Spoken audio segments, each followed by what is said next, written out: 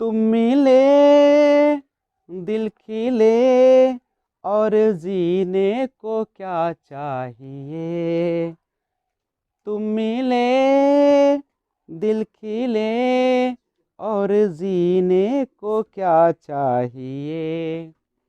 चंदा तुझे ओ देखने को निकला करता है, आईना भी दीदार तो करता है। तुम मिले दिल खिले और जीने को क्या चाहिए। जी नमस्कार, मैं विजय राजपुष्प और आपके अपने ही YouTube channel Learner Eyes by VRP पे एक बार फिर से स्वागत है। तो आइए आज हम लोग देख रहे हैं practice questions sweetest love I don't go John Donne के द्वारा लिखा गया। अब जैसा कि आपको पता है कि स्वीटेस्ट लव यानी मेरी प्रियतमा आई डोंट गो मैं नहीं जाऊंगा, ये जो है जॉन डन के द्वारा लिखा गया। उसमें हम देखते हैं आज ऑब्जेक्टिव क्वेश्चन, तो समझने का आप लोग प्रयास करें। तो देखिएगा पहला क्वेश्चन लिखा है, फर्स्ट क्वेश्चन आपके सामने है। सबसे पहले आप क्या कीजिएगा कि स्वीटेस्ट लव आई डोंट गो जो है चैप्टर कविता जो जॉन डन के द्वारा लिखा गया है, आप उसको क्या करेंगे एक बार पूरा पढ़ लीजिएगा अच्छा से, क्योंकि परीक्षा में लाइन दी रहती है, किसी पंक्ति को लिखा रहता है और आपको उसके लेखक का नाम पूछा जाता है या किस पार्ट से लिया गया है वह पूछा जाता है। जैसे आप देख सकते हैं the line nor in the hope the world can show a fitter love for मी, आप पढ़े थे स्वीटेस्ट लव आई डोंट गो, अगर नहीं पढ़े तो एक बार जाकर वीडियो देख लेंगे।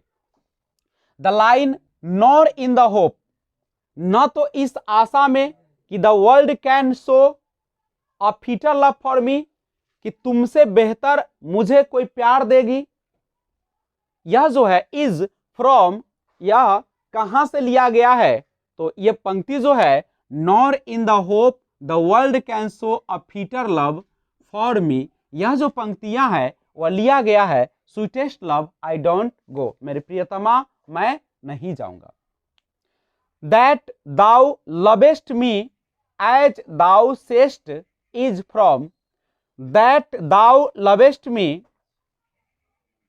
एज दाउ सेस्ट इज, यह जो पंक्ति है कहां से लिया गया है, तो यह पंक्ति sweetest love I don't go से लिया गया है। सारा आप कविता को जब बढ़िया से पढ़िएगा तो आपको हर पंक्ति का एक तो अर्थ पता चल जाएगा और दूसरा आपको पंक्ति भी याद रहेगी और आप आराम से परीक्षा में बता सकते हैं, जैसे यहां पे आप बता रहे हैं। क्वेश्चन थर्ड है कि John Donne is going to, John Donne जा रहा है to dash leaving his wife behind, अपने पत्नी को छोड़कर, नहीं अपने पीछे पत्नी को छोड़कर, तो कहां जा रहा था, तो वह जा रहा था जर्मनी जा रहा था। कहां जा रहा था, जर्मनी जा रहा था। Dash wants to gladly accept death, dash कौन जो है चाहता है टू ग्लैडली खुशी पूर्वक आनंद पूर्वक एक्सेप्ट स्वीकार करे डेथ मृत्यु को, यानी कौन ऐसा था जो मृत्यु को खुशी पूर्वक स्वीकार करना चाहता था, तो वो थे जॉन डन, क्योंकि वो कहा करते थे कि सबको एक न एक दिन तो मरना ही है और जाना ही है, तो फिर हम अपने यात्रा से, अपने आने वाले संकट से डरने से क्या फायदा है, जहां भी रहे खुशी पूर्वक रहे और इसके लिए चाहे हमारी जान ही क्यों ना चली जाए। John Donne thinks that, John Donne सोचते हैं कि डैश इज सर्टेन, कौन सोचते हैं, सॉरी जॉन डन सोचते हैं कि कौन सी ऐसी चीज है इस सर्टेन है, निश्चित है, वह होगा ही, उसको कोई रोक नहीं सकता है, तो death is certain. John Donne सोचते थे कि मृत्यु जो है निश्चित है और हर व्यक्ति को एक न एक दिन मृत्यु को प्राप्त करना है, इसीलिए वो मृत्यु को खुशी पूर्वक क्या करते थे, स्वीकार करना चाहते हैं। Sweetest love I don't go is written by, sweetest love I don't go, ये जो पोएट्री है रिटन बाय लिखा गया है किनके द्वारा? जॉन डन के द्वारा। The redness of the fire, आग की जो लालिमा है, जो आग की जो रपट है, appears dash to the poet, कवि के लिए कैसा प्रतीत होता है? क्रूअल, एकदम क्रूर के भांति दिखता था। John Donne wants to go away, John Donne जाना चाहता था, गो अवे कहीं दूर, बिकॉज क्योंकि he is not tired of his dash, क्योंकि वह अपनी डैश से उबा नहीं था, फिर भी जाना चाहता है। कौन थे? तो वो अपने बिलव्ड, अपने प्रेमिका, अपने प्रियतमा से, यानी अपने प्रियतमा से उबा नहीं है। John Donne wants to go away, फिर भी वह जाना चाहते हैं किसी जरूरी काम से, यात्रा पे। John Donne is a dash poet, John Donne किस प्रकार के कवि है? तो John Donne is a British poet, कहां के लेखक थे? तो ब्रिटेन के लेखक थे। Who was forced to leave Oxford University without a degree, who was forced, किसे फोर्स, बलपूर्वक, to leave Oxford University without a degree, बिना डिग्री के ऑक्सफोर्ड से बाहर निकाल दिया जाता है? उनका नाम था जॉन डन। क्यों निकाला जाता? आपको पता था, चूंकि वह कैथोलिक धर्म को मानने वाले थे। उनका जो जन्म हुआ था वह कैथोलिक परिवार में हुआ था। जैसे आप लोग हिंदू, मुस्लिम, सिख, उसी तरीके से ब्रिटेन में एक कैथोलिक धर्म को लोग जो थे उस समय वह क्या मानते थे? कैथोलिक धर्म से घृणा करते थे। 11 क्वेश्चन है, who is well known for his songs and sonnets, satires ना, एंड एल्गीज एंड शर्मन्स। देखिएगा, कौन जो थे वह जाने जाते हैं किसके लिए? अपने सॉन्ग्स के लिए, गीत के लिए, सोनेट्स 14 लाइन की पंक्ति के लिए, सटायर्स के लिए, एल्गी शोक गीत के लिए, एंड शर्मन्स के लिए। तो कौन थे? जॉन डन ही थे। Whose science are like beaned in the high seas, किसका जो सिंग्स था, किसका जो